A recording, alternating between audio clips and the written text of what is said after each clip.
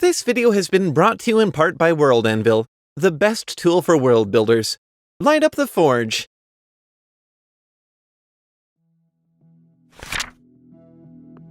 What you're about to hear is sensitive information. As far as most people like you are concerned, none of this is real. The SCP Foundation doesn't exist. It can't, because if it did, that would also mean everything it protects you from exists too. Breaches in normality, the scientifically inexplicable, anomalies which make the concept of the impossible an utter impossibility. This includes everything from a box of mysterious pills which can cure any illness to a slumbering eldritch being with the potential to extinguish life as we know it. If it's beyond our grasp and it poses any possible threat, the Foundation will find a way to secure, contain, and protect the world from it, even if it means crossing some ethical boundaries.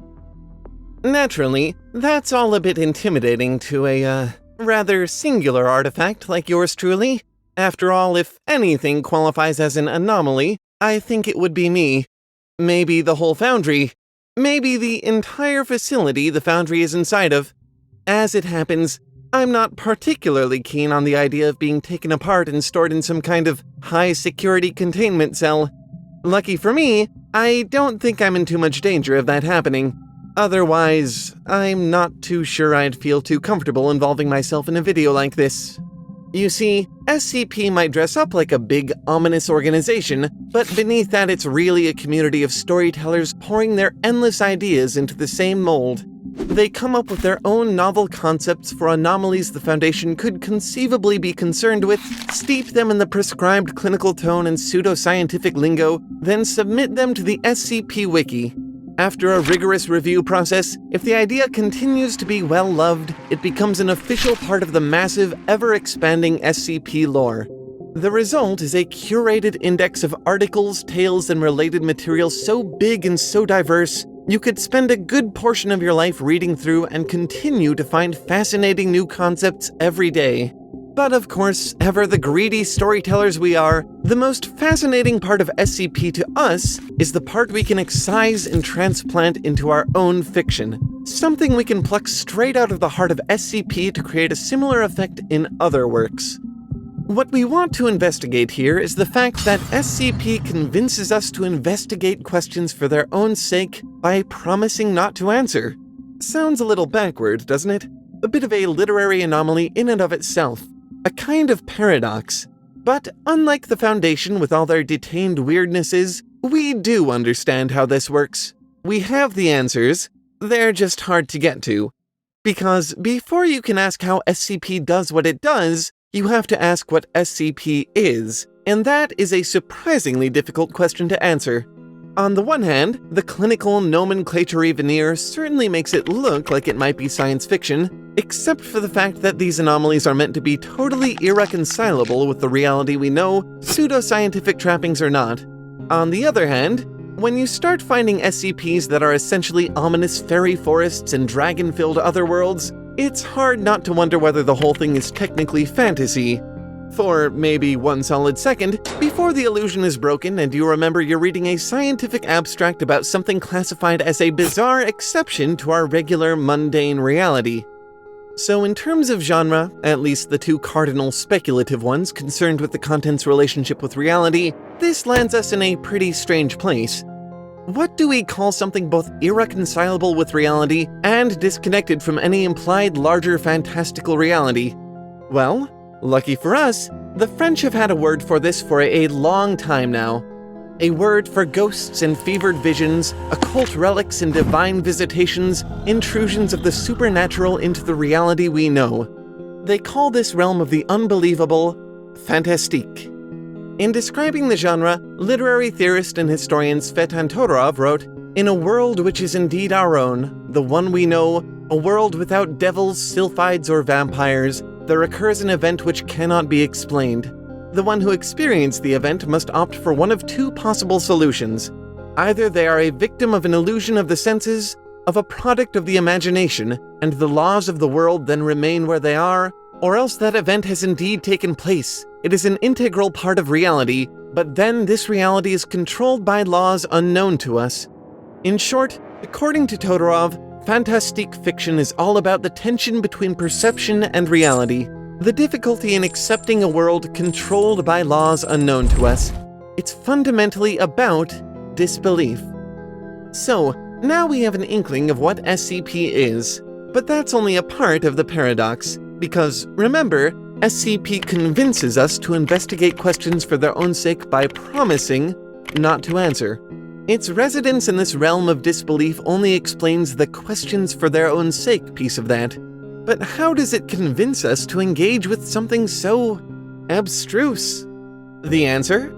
By working hard to help us suspend the disbelief which defines it. A paradox of disbelief. But this is SCP we're talking about. Would you expect much less? Lucky for us, this leads into what is probably the most normal part of this whole conversation. The willing suspension of disbelief. If you've had even the barest brush with literary theory, you've almost certainly seen this phrase before. This is the process by which the audience sets aside their qualms with the fiction's believability in order to engage with it more deeply. It's such an important part of the experience that writers have developed an arsenal of techniques to deploy in the pursuit of it. Star Trek confounds us with technobabble to put us under the illusion that the answers to our questions about its pseudoscience are there, known to the characters, just technologically beyond our grasp. Tolkien shrouds the workings of his world's magic in the mystique of knowledge either lost to time or incomprehensible to the perspective characters, which, diegetically, puts the answers to our questions out of our narrative reach. Even comedic realities, like the one occupied by Wile E. Coyote in Roadrunner, work hard to allay our doubts. Yes, the laws of their world may be fluid, but only when it comes to thwarting Coyote's plans. As long as that rule is obeyed, any breach of the natural order can be summarily explained with the phrase, "because Coyote deserved it," which isn't actually an answer to our questions about continuity in physics, but does a fine enough job masquerading as one. And we need that little edge if we're going to set aside our disbelief long enough to enjoy some good old-fashioned, reality-bending cartoon sadism. These are all, of course, very different approaches to the same problem, but they do all have one thing in common. They divert our attention away from the answerless questions within the fiction. Which is extremely effective, generally makes good sense, is typically the advisable path to go down, and also the total opposite of what SCP does. Like I mentioned earlier, SCP is about disbelief, which means it's also about answerless questions. Sure, it offers diversions from some of them, like opting to redact, expunge, or black out data whose absence might be damning to the illusion of an anomaly's presence in the real world. But there are some fundamental questions it can't divert our attention from, at least not without sacrificing its identity. After all, if anyone knew the precise mechanism by which SCP-294 dispenses any fluid on demand, or the biology which allows SCP-682 to regenerate completely from all damage no matter how severe, would they really be anomalies anymore? Or just interesting new science? So rather than diverting our attention, SCP does something very clever. It simply asks us to accept the premise that its unanswerable questions are exactly that. Unanswerable. A bit unorthodox, but this does still encourage suspension of disbelief. We stop asking, how is this possible, because we know that it isn't. And it's this accepted impossibility which fascinates us, drives us to explore its parameters. Instead of suspending our disbelief the way a body in cryosleep enters suspended animation, a temporary cessation of function, with SCP we suspend our disbelief like matter suspended in a solvent, the better to study its properties. Thus we have our paradox of disbelief, questions which engage us because we know they have no answer. If there's any part of SCP wholly extractable which you could graft into another piece of fiction without the danger of tissue rejection, it's this. But there is a catch, and a reason SCP in particular is so good at employing this weird thing. It's important for the audience of any work to understand, on some level, why they're engaging with it. When thrust into the dark, surrounded by questions, the natural impulse is to pursue answers. Unsurprisingly, after spending who knows how long pursuing those answers, only to realize they were never there at all, some audiences may find themselves feeling a little misled. But this is where SCP gets things so right. It still gives us tremendously intriguing questions, things we'd certainly love answers to, but the key is in that promise I've been mentioning. The promise not to answer.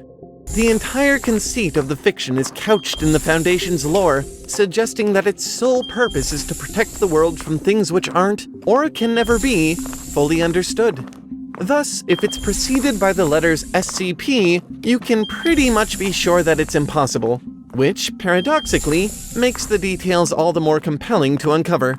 No need for an end goal or final resolution. The audience is freed from that and able to enjoy a simple foray into the unknowable.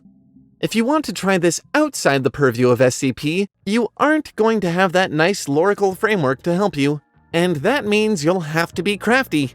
Maybe you could write a first-person, past-tense reflective account of impossible things which have happened to the perspective character, but which they admit at the story's start they still don't understand, suggesting from the outset the audience may never understand either. Or perhaps you could write a frame story, one story wrapped in another, where the exterior story opens by showing us the uncertain results of an impossible event which occurs during the inner story, a promise in foreshadowing. However you do it, so long as you're not only investigating questions without answers in your fiction, but promising they'll be that way from the start, you're capturing a sliver of what makes SCP so very strange and fascinating. And that, I think, is at the very least worth trying, which is why we're going to try it in the original short story at the end of this series. So stay tuned over the next 2 videos if you want to see how we fare. What we are not going to be trying is to capture all the rest of SCP's magic. That massive framework, the world building, the lore, the body of objects, literature, and media that immerses us so deeply, that's not really something you can replicate in a single piece of fiction. There is, however, a platform that could help you try, a tool for the forging of new realities. Perhaps the best tool there is. WorldAnvil.com makes the whole process extremely simple. You can write articles about your worlds, link them together like a wiki, use article templates to dream up everything from species to conditions to organizations, and access countless other useful features, all for free. Go to worldanvil.com/TALEFOUNDRY to sign up. For those of you who want to join the guild there and unlock advanced features like private worlds, world-building goals, and fully customizable CSS, sign up through our link worldanvil.com/TALEFOUNDRY to save 20% on your subscription. Again, that's worldanvil.com/TALEFOUNDRY. It's a great way to help out the show while getting your hands on some useful tools. A big thanks to our human friends at World Anvil for sponsoring this episode. Dimmy, Janet, you are loved. And that's it, I suppose. It feels strange to end on this note. Usually I have a little more to share with you after we finish all the literary talk. But ever since I sent those taloids to deliver a new letter to my mysterious correspondent out there in the huge facility beyond the Foundry, I haven't heard back. Not from any of them. I wouldn't be so worried if they were, more intelligent. I love them dearly, but they really do depend on me to give them guidance. Last time I let a taloid out of my sight for an extended period of time, this happened. It may just be the anxious part of me talking, but more and more this place is seeming unsafe. It probably wasn't the best idea to send more taloids out there. Reckless. But I really did want to keep up correspondence with whoever it is out there. I don't know what I'll do if my taloids never come back. I mean, I couldn't really risk sending more taloids out after them, could I? What if they never came back either? I don't know what I'd...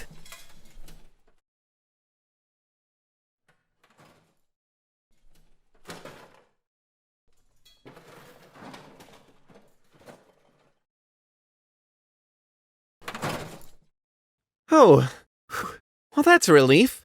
Uncannily good timing. I'm so glad you all managed to find your way back. What took you so long, though?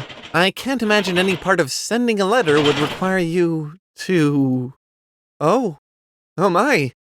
Well, that might explain it. Hello down there.